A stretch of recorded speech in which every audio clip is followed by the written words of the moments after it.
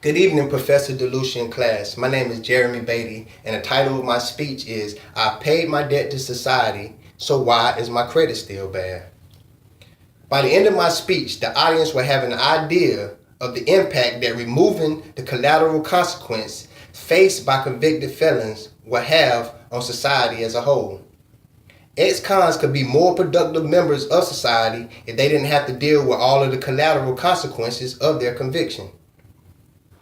Have you ever been denied something due to past credit history or know someone who has, even though all your debts have been paid? If you answer yes to the above question, you can familiarize with what it feels like to encounter collateral consequences as a result of a past conviction.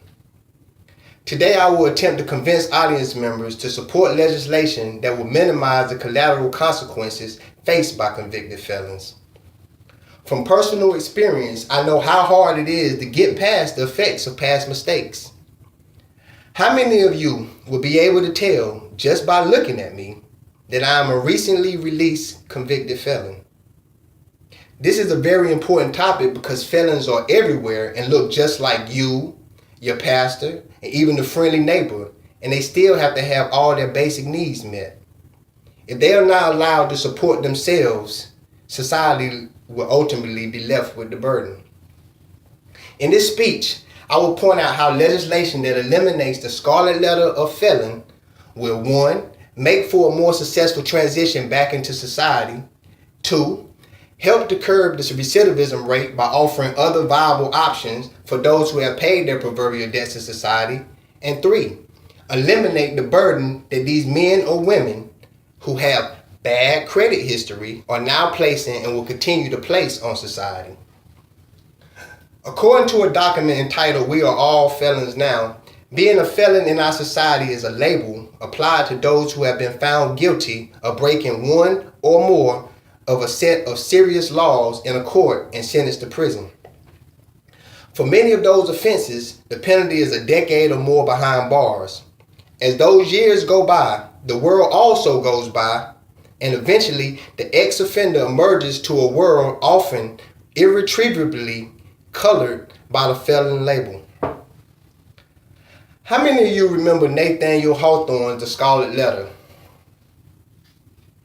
Could you imagine constantly having to walk around with a huge badge of shame?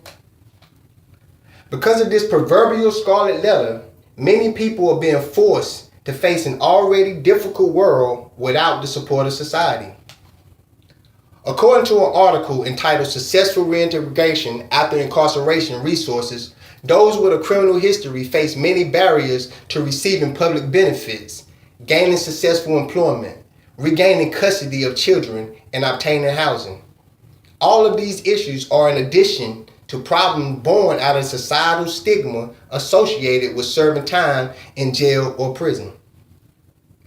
There are enough obstacles faced by those with criminal histories without them having to worry about making a successful transition.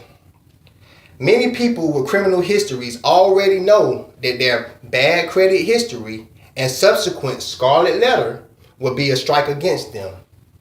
Because of this, many of them take a defeatist attitude and just give up. Helping a convicted felon make a successful transition back into society will go a long way towards helping to curb the recidivism rate. Some people might say, once a criminal, always a criminal, but that's not always the case. Though there are instances where people with bad credit history do reoffend, we must ask ourselves why.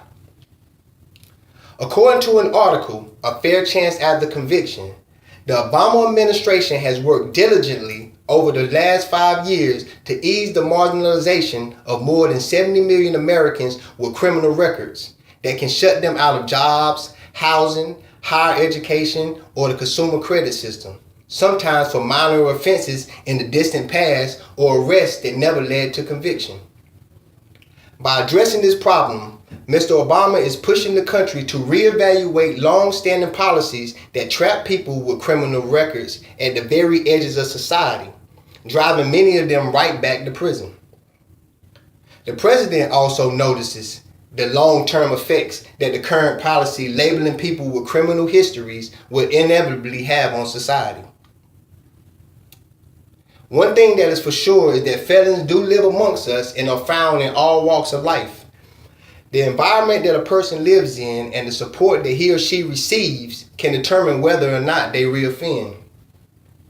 An article found on the Social Science Research Network website addresses this very thing. Neighborhoods vary drastically along a number of dimensions. Some have low poverty and unemployment levels, ample and quality housing supply, relatively little residential turnover, little crime, and offer an abundance of resources, services, and amenities. Others are crime-ridden with poverty, joblessness, and residential instability and offer residents few, if any, resources, services, and amenities. Whether or not a person can have their needs adequately met will help to determine their next course of action. How many of you would steal to feed your family? Now, how would you feel if you knew that the theft to feed your family actually contributed to the burden already being borne by society? That fact alone should make it easy to see why there needs to be a change in legislation. According to the book, The Growth of Incarceration in the United States, Exploring Causes and Consequences, punishment for many does not end after they have served their prison sentence or successfully completed their probation or parole.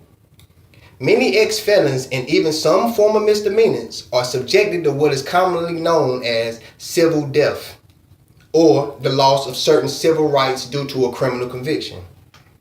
This loss of rights and privileges pushes them further to the political, social, and economical margins.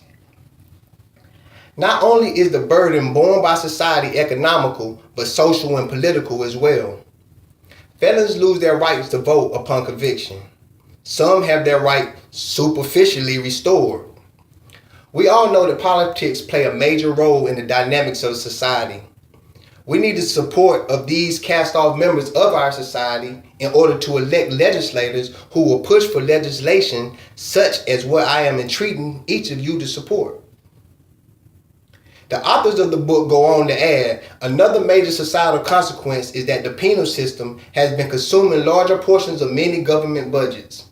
As a result, less money is available to spend on education, healthcare, economic development, state and local police, and other key government interventions and services to aid historically disadvantaged groups and improve the health and well-being of the population as a whole. The money that is spent on prisons to house those who reoffend has better uses in and for society. In preparing for this speech, I was reading an article entitled Economics of American Prison System. I found a graph that shows the average cost per inmate per year. In my state, which is the state of North Carolina, the average cost per inmate is $20,000 to $30,000 a year. I did the math on that and it came out to about $2,500 per month per inmate. That's more than a person making minimum wage makes per month. It would take a person making minimum wage 4,000 hours to make what we spend on inmates per month. Wouldn't it make more sense to pass legislation that will create more opportunities for these individuals to become productive members of society, thereby lessening the burden that they have become? In conclusion, if they did not have to deal with the collateral consequences of their bad credit history, felons would be able to return to society as productive members.